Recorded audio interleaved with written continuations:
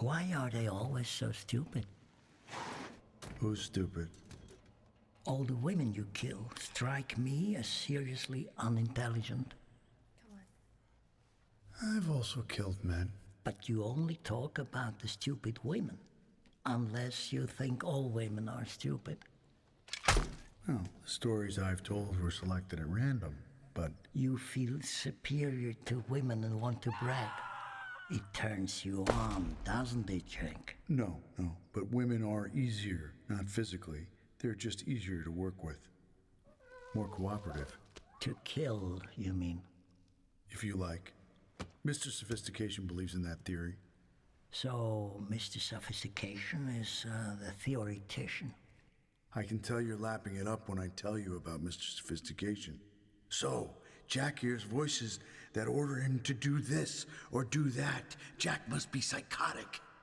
I loathe diagnoses you can just write down in letters. That's not fair.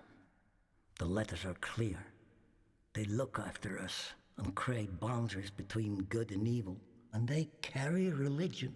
Religion has ruined human beings because your God teaches people to deny the tiger in themselves and turns us all into a throng of slaves. Too shameful to acknowledge it. Oh, Jack, you should have read the right letters in your life. But you didn't want to.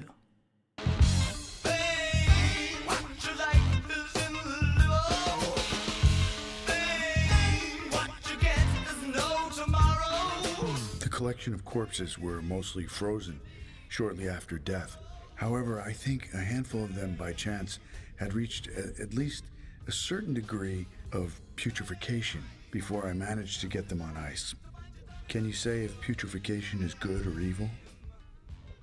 Most people would say it's the natural breakdown, which in the end is a reaction of matter, which is the basis for life on Earth. Thereby, it's neither particularly good nor evil, and that a human being must be perceived as alive if you're to describe that person's qualities and identify that person's ultimate goal. But this is where Mr. Sophistication has a very different opinion. He argues quite well that the ultimate goal for the human being is not prior to death, but after. You reduce everything human to matter, and that way life disappears, and along with it art, which you value so highly. Verge, you're a bitter old bastard.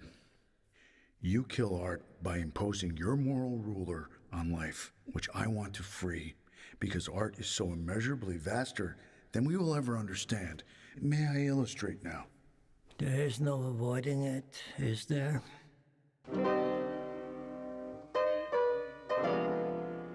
I don't have a handle on how many processes take part in the decay of a dead human, but I know a bit about dessert wines. In order to achieve the most sublime sweetness and the greatest wines, nature has provided us with various methods. The three most common forms of decomposition are frost, dehydration, and a fungus with the enticingly mysterious name, the noble rot.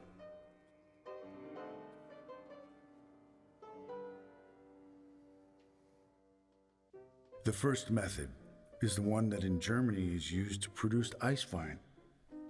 The method quite simply entails leaving the grapes on the vine for so long that they are exposed to frost for a certain number of nights before they are pressed.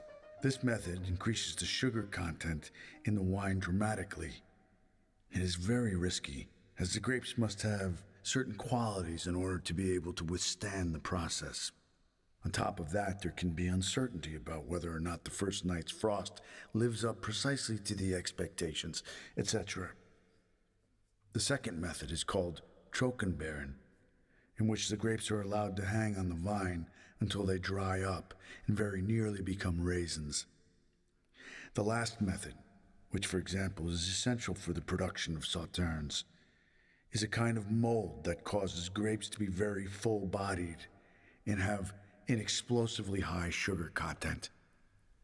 You could say about all three processes that it's the breakdown that lifts the living grape up to be part of an artwork.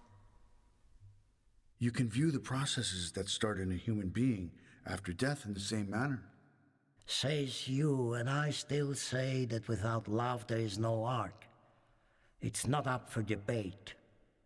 The thing you are talking about with the grapes is just nature's method of decomposing. If decomposition is a way to salvation, then what about your house?